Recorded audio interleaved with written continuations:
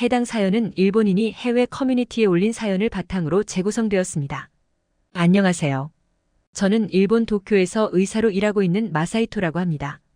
오늘 제가 이렇게 해외 커뮤니티에 글을 쓴 건 코로나가 끝나고 난 후 어플 등을 통해서 만남을 갖는 분들이 많아졌기 때문인데요. 특히 동양 여성을 좋아하시는 분들의 경우 일본 여성에게 환상을 품고 오는 남자분들이 많습니다. 지금 이 사이트에서도 일본 여성과의 만남에 관해 물어보는 분들이 많군요.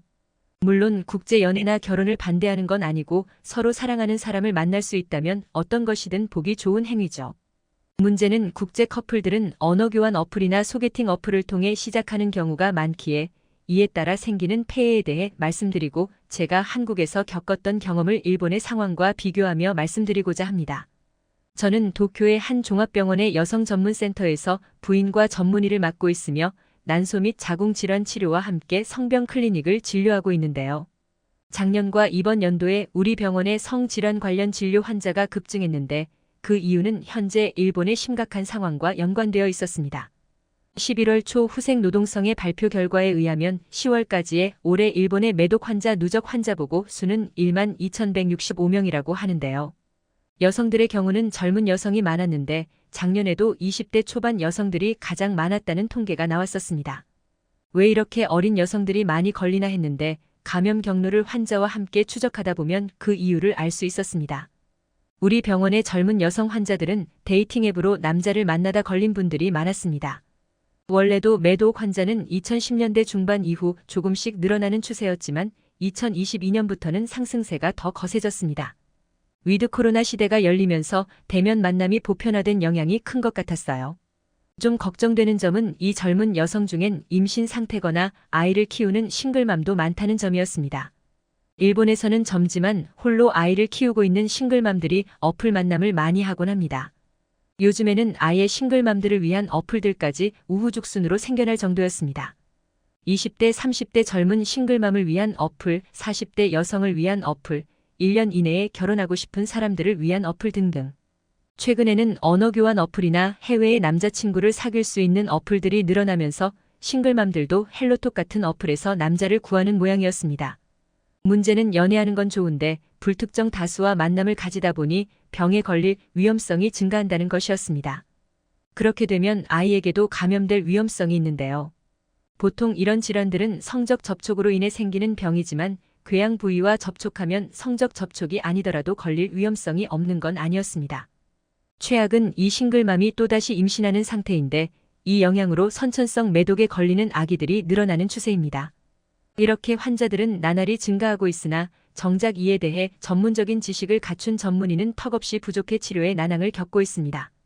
베테랑 성병 전문의들이 고령화로 현장을 떠나는 의사들이 많아지면서 저같이 남아있는 의사들의 부담은 늘어갔죠. 내년이면 더 늘어날 텐데 증가세를 보면 통제 불능의 상황에 치달을 수도 있었습니다. 진료를 받고 싶어도 받을 수 없는 상황 말이죠. 실제로도 제가 받은 환자 중에서는 도쿄에 살고 있지 않은데 해당 지역에서는 진료받을 수 없어 다른 도시에서 건너온 환자들이 있었습니다.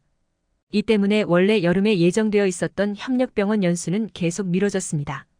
우리 병원의 경우 한국 병원과 협력하고 있었기 때문에 종종 서로 의사들끼리 해외 연수를 갔다 오곤 했거든요. 11월이 되어서야 2주간 연수 경험을 다녀올 수 있었는데 거기서 협력병원의 한국 의사 선생님들에게 도움을 요청할 생각이었습니다. 어떻게 해야 지금의 상황을 타파할 수 있을지 조언을 구하고 싶었죠. 한국은 일본보다 훨씬 나은 상황이었으니까요. 한국의 경우에는 매도옥 환자가 일본보다 훨씬 적은 편이었습니다. 2023년 상반기 6개월간의 그래프를 보면 201건 정도였습니다. 같은 시기에 일본은 이미 8,000건 이상이 넘은 상태였는데 말이죠. 한국이라고 어플을 안 쓰는 것도 아닐 텐데 대체 어떤 이유로 인해 이렇게 낮은지 궁금했습니다. 저는 한국 병원에서 지내면서 곧이어 이유를 알게 되었는데요. 일단 첫 번째로 진료의 간편함입니다. 한국은 일본과 달리 보험증이나 의료증을 매달 병원에 제출할 필요가 없더군요. 예를 들어 보통 일본 성인들의 경우 직장 의료 보험증이 가정 구성원 수만큼 발급됩니다. 이 보험증을 꼭 갖고 있어야 하는데 만약 이 보험증이 없으면 병원 진료를 비보험으로 봐야 합니다. 그리고 아동들에게는 각 지방자치단체에서 발급하는 의료증이라는 게 있는데 이 의료증은 매년 새롭게 갱신된 의료증이 발급되고 이 또한 매달 꼬박꼬박 제시해야 합니다. 이것도 같은 병원을 이용했을 때 얘기지 재방문이 아닌 새 병원을 찾았을 때는 무조건 들고 가야 합니다.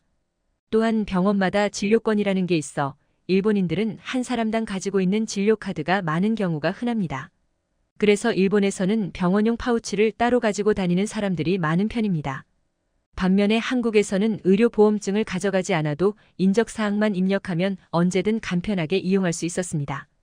게다가 담당 의와의 상담 없이도 언제든 근처 종합병원에 가서 바로 정밀 검진을 받아볼 수 있었습니다. 일본의 경우 보통 가정집 주변의 진료소와 중소병원들의 가벼운 병증으로 방문 및 진찰을 하고 큰 이상이 의심되면 중소병원에서 소개장을 작성해 줍니다. 물론 소개장 없이 종합병원에서 진료받는 방법도 있었지만 대신 특별요금이 징수됩니다. 한국 돈으로 치면 초진에는 약 4만 5천 원 이상, 재진의 경우에는 약 2만 2천 원 이상을 낸다고 보시면 되겠네요. 반면에 한국은 그런 특별 비용 자체가 없는 것 같았습니다. 이런 점들은 초기에 매독을 잡기 쉬워진다는 장점이 있습니다. 성병 검사는 보건소에서 검사받거나 자가용 검사키트를 통해서도 할 수 있지만 기본적으로 보건소에서는 검사할 수 있는 항목이 적은 데다가 자가용 키트로 하면 올바르게 검사하지 못하는 상황들이 종종 생깁니다. 그래서 그때는 별 문제가 없다고 착각했다가 나중에서야 문제가 더 커지면 그때 큰 병원으로 가는 경우가 많거든요. 반면에 한국은 처음부터 정밀 검사를 받는 사람들도 많아 아무래도 초기에 발견하기가 쉬울 확률이 높았습니다. 또한 여성 환자들의 병을 인지하는 수준 또한 달랐는데요. 원래 이런 성병들은 생식기의 특성상 남성은 외부로 돌출됐지만 여성은 내부에 있기에 관찰도 어렵고 증상도 더 늦게 나타나 발견이 쉽지 않아 오히려 남성들의 진료율이 더 높은 편입니다. 그런데 한국은 진료받으러 온 인원 비중을 따져보자면 오히려 여성이 남성보다 훨씬 많았습니다.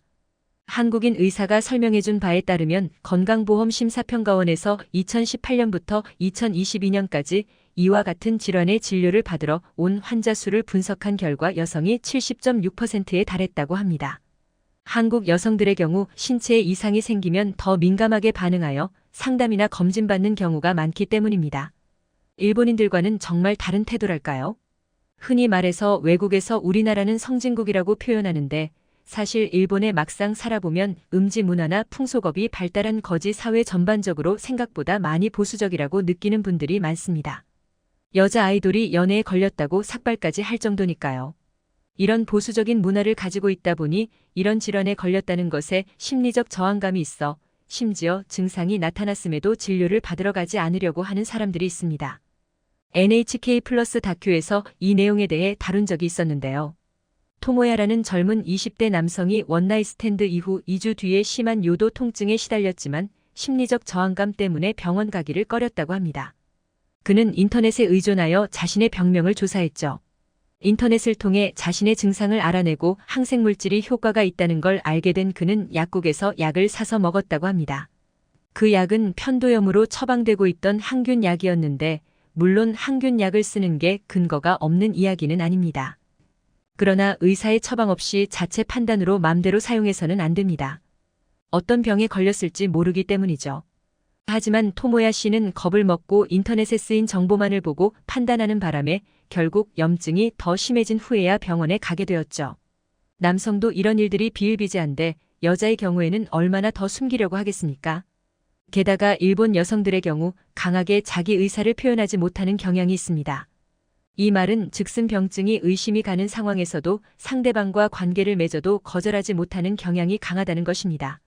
카오리라는 여성에 따르면 그녀는 남친의 성기에서 덩어리진 것을 발견하자 화들짝 놀라 관계를 멈추려고 했었습니다.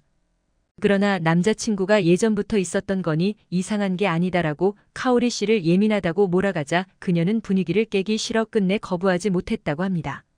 하지만 불안함을 감출 수 없었던 그녀는 남자에게 검사를 해보라고 재촉했고 결국 남자는 양성이 나왔습니다. 그녀 또한 잠복기를 거쳐 양성이 나왔죠. 사오리 씨는 그래도 양호한 케이스입니다. 그래도 나중에서라도 남자를 닥달해서 빠르게 병을 발견할 수 있었으니까요. 이런 경우는 페니실린을 1회 주사하는 것만으로 치료가 끝나고 수개월간의 경과 관찰이 끝나면 다시 일상으로 돌아올 수 있습니다. 하지만 문제는 혼자 끙끙 앓으며 상대방에게 말하지 못하는 여성들이 많아 병을 방치하는 경우가 많습니다. 조기에 발견했다면 페니실린 주사 한 방이면 해결될 문제일 텐데 이를 더 복잡하게 만드는 것이죠. 또 하나는 바로 의사들의 태도였습니다. 우리 병원 여성 전문센터의 선생님 중엔 평판이 안 좋은 의사 선생님이 있는데요. 미혼과 기혼을 체크하는 문진표를 보고 미혼인 여성이 찾아왔을 때는 태도가 좋지 못한 의사 선생님이었습니다. 본인도 여자 의사이면서도 병원에 오는 젊은 미혼 여성들에 대해 곱지 않은 편견이 있었던 거죠. 불친절한 태도와 함께 거친 손길 때문에 여성으로서 불쾌감을 느꼈다는 리뷰들이 많았습니다. 반면에 협력병원의 한국인 의사는 저와 같은 남자임에도 환자분들이 무척 편해하는 걸 느낄 수 있었습니다. 여성 환자의 경우 저희가 참관하면 수치심을 느낄 수 있어서 환자에게 양해를 구하고 참관하곤 했는데요. 다행히도 수락해주는 몇 분 환자분들이 있어서 진료받는 모습을 지켜볼 수 있었습니다. 남자 선생님들은 밀려드는 환자에도 항상 상냥함과 나긋나긋함을 잊지 않았고 증상도 꼼꼼히 설명해 주셨습니다. 검사나 치료할 때도 환자의 반응을 살피며 최대한 조심스럽고 살살한다는 느낌이었죠. 그 모습을 보면서 많이 반성했던 것 같습니다.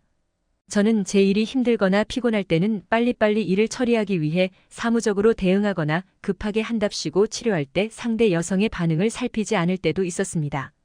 때로는 선생님 아파요. 라고 말하는 여자 환자의 말에 조금만 참으세요. 아픈 건 어쩔 수 없는 거예요. 라고 볼멘 말투로 대꾸하곤 했죠. 이번에 많이 반성하면서 제 말투를 고쳐야겠다는 생각을 많이 했습니다.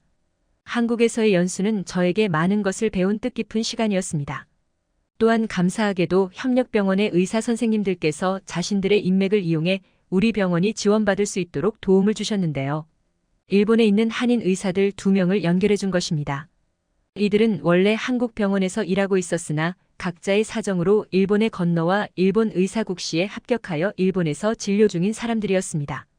이들은 일본에서는 전문의 자격을 따지 않았기 때문에 1차 의료기관을 운영하고 있었으나 본래는 협력병원의 산부인과와 비뇨기과에서 레지던트 과정을 거치고 전문이었던 사람이었기 때문에 지식은 풍부했습니다. 1차 의료기관에서도 병증의 단계가 심각하게 진행된 게 아니라면 매도옥 치료는 가능했기 때문에 저희와 협약을 맺고 환자를 공유했습니다. 덕분에 일하는 데 있어 부담감이 훨씬 경감되어 한시름 덜었다고 할까요?